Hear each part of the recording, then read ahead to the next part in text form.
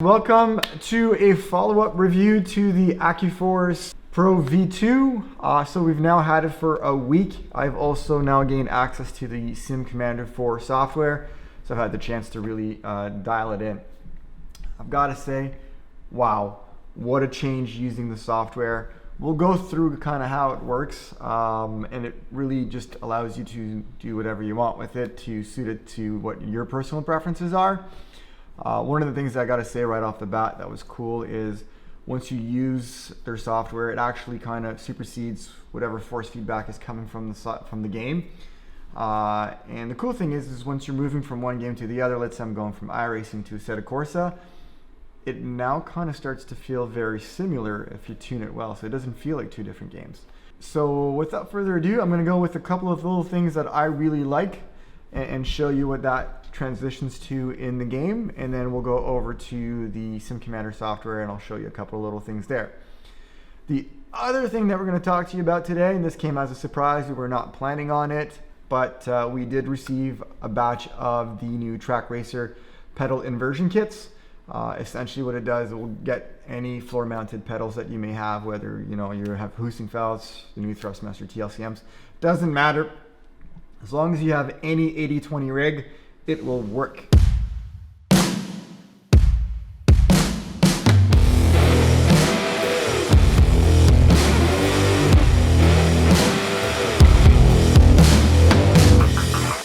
So we're going to put up a couple of photos and close-up shots that we've taken on screen for you to have a better look at how it's going to work.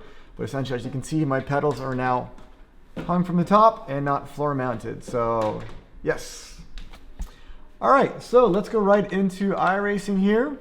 So one of the first things that I love is how you can add your own channels, and they've got so many that you can do. So if one, for example, is engine RPM.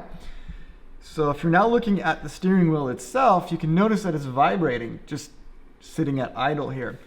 And the cool thing is, especially paired with an 80/20 rig, is I can feel that vibration through the entire rig and especially my feet. So this is really starting to bridge that gap from virtual to reality a little bit more, which is, in a real car, you'll feel those vibrations in your feet. And then as the RPMs go up, that vibration becomes closer. So it really gives you that feeling of actual engine RPMs, which is what it does. Other things like front suspension bump, I've played with, I'll show you later. Also lateral G's, so as the car loads up more G-force, then the wheel will react to that. So let's get to driving.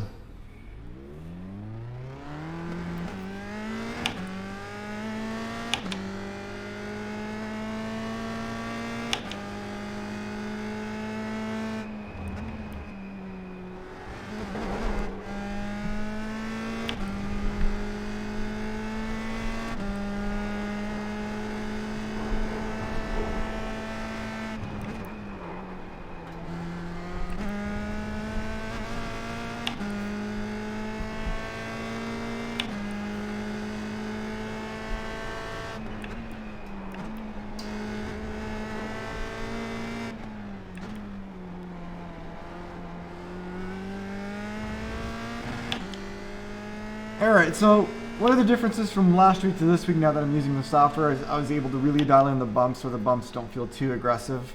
Again, it's my personal preference. Some of you may like it a bit harsher, which you can absolutely go in and dial all that in.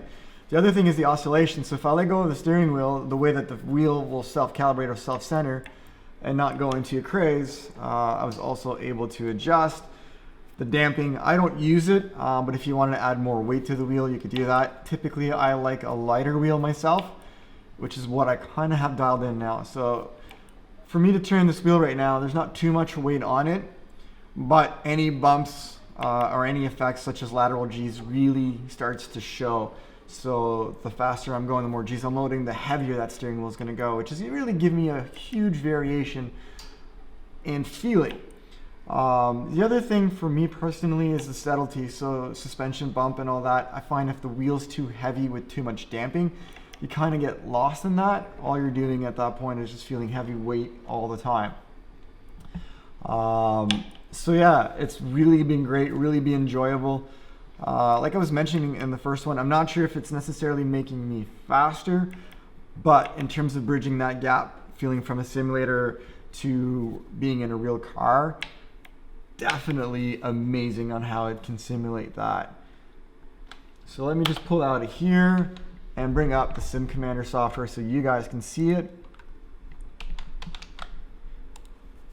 So the first thing that's cool is if you go to this setting box here, if you don't want to use all of the separate settings and you want to use whatever force feedback comes from the game, then you wouldn't be using these icons here. You'll just go here and then into your device manager.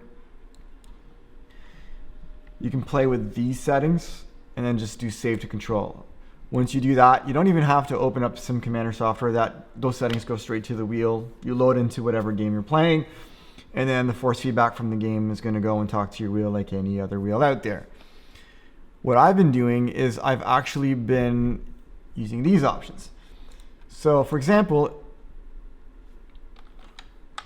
once I'm here, I go to my settings, output mixer, hit the down arrow, and then these are all the individual channels. What I can do is I can customize everything here. If I wanted to add more channels, click here. As you can see, there's a lot of different things that are here that you can add. Road bumps, for example, which I've already done. Lateral Gs I've already done. Inertia, everything's here. You can choose if you want to add it or not. Even if you've added them, you can turn them on or off.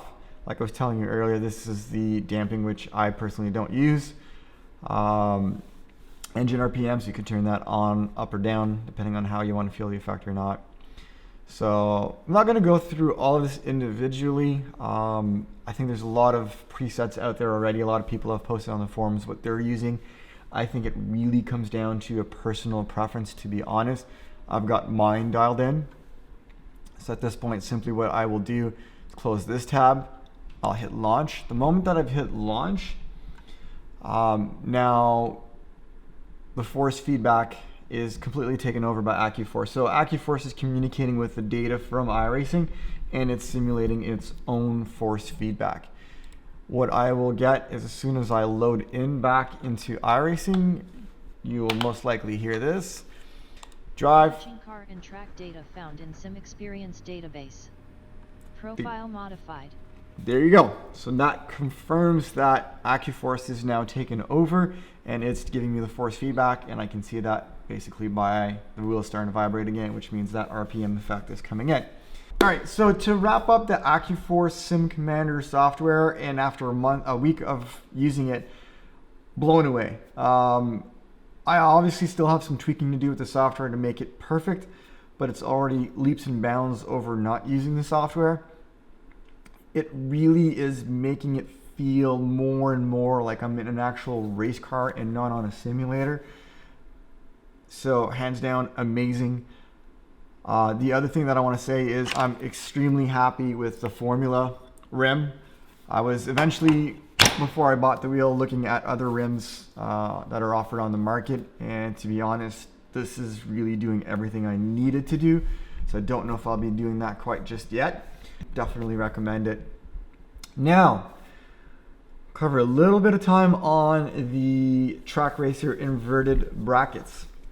Took us a while to figure everything out yesterday. It was a labor of love, but now that the pedals are actually hanging in GT style, so from the top, which is what I'm more comfortable with, it's what I'm used to driving in real life, it's so much better. I'll have to put some more time, but the great thing to note again, which I mentioned earlier in the video, you don't need a Trak Racer rig to install this. If you have SimLab or anything else that's out there in the market, as long as it's an 80/20 rig, it will work.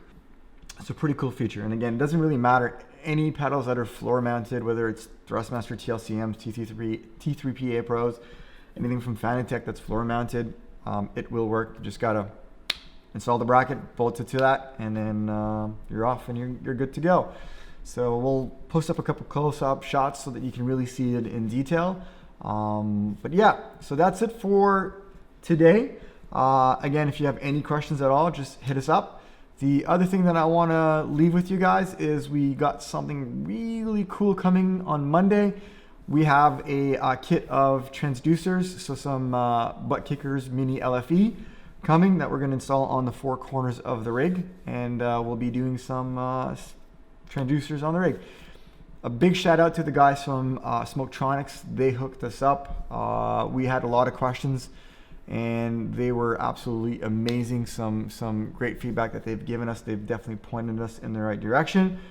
I know our end goal there is we've been looking for a couple of weeks trying to figure out how it all works.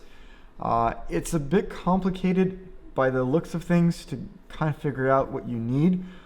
Our goal by the end of this is to do a turnkey kit. So it would include the amps, the transducers, the software, which will most likely be using SimVibe, the sound card, so we can get the 4 channels going. So we would package that all up, send it to you, then we can even remote connect to your computer to do all the settings for you. So all you'll have to do is press go and you'll be off. So stay tuned for that review. And that's it for today. Have a good one. See you on the virtual tracks.